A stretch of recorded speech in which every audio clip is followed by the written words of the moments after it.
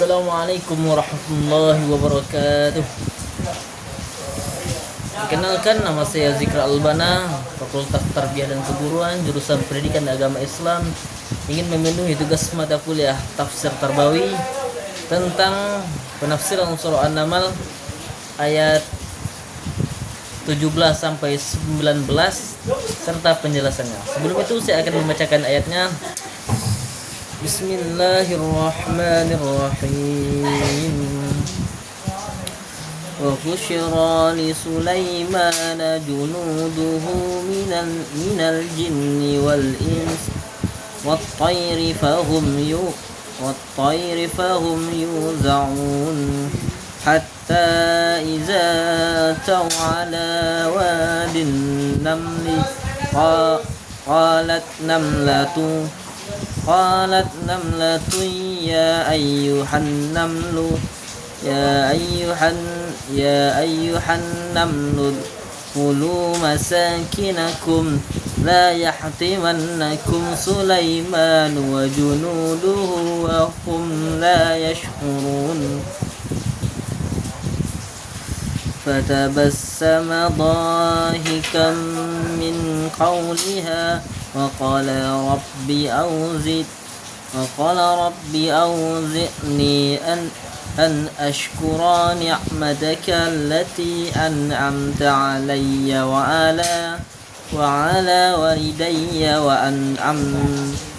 وأن أعمل صالحا ترضاه وأدخلني برحمتك في عبادك الصالحين.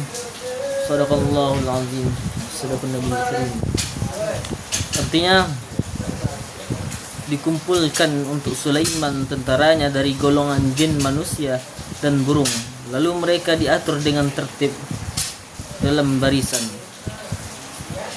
Hingga apabila mereka sampai di lembah semut, berkatalah seekor semut, "Wahai semut-semut, masuklah ke dalam sarang-sarang kalian, agar kalian tidak diinjak oleh Sulaiman dan tentaranya, sedang mereka tidak menyadari."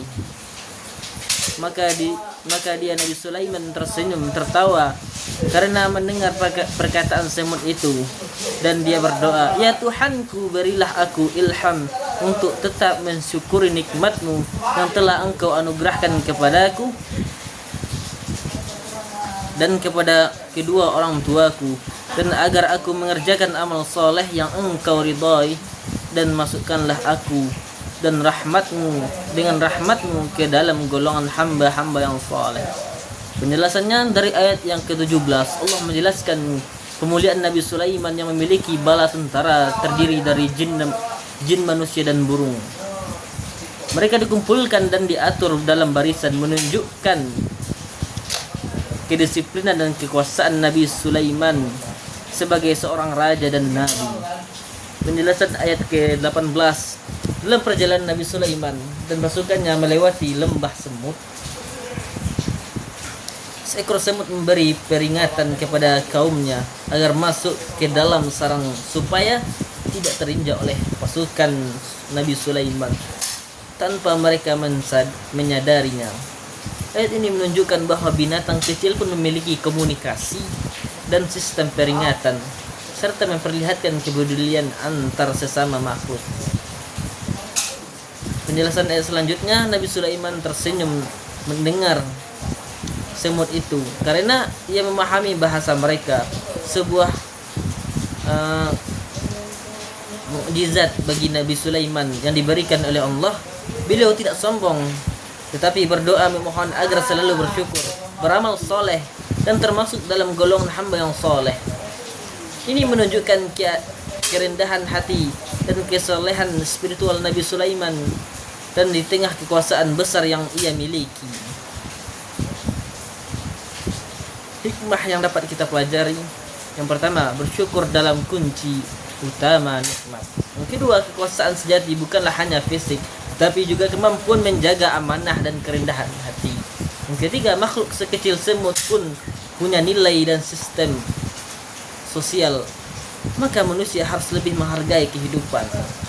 Yang keempat, doa dan komunikasi kepada Allah adalah bagian penting dari kehidupan. Sekian penjelasan dari saya. Saya akhiri. Wassalamualaikum warahmatullahi wabarakatuh.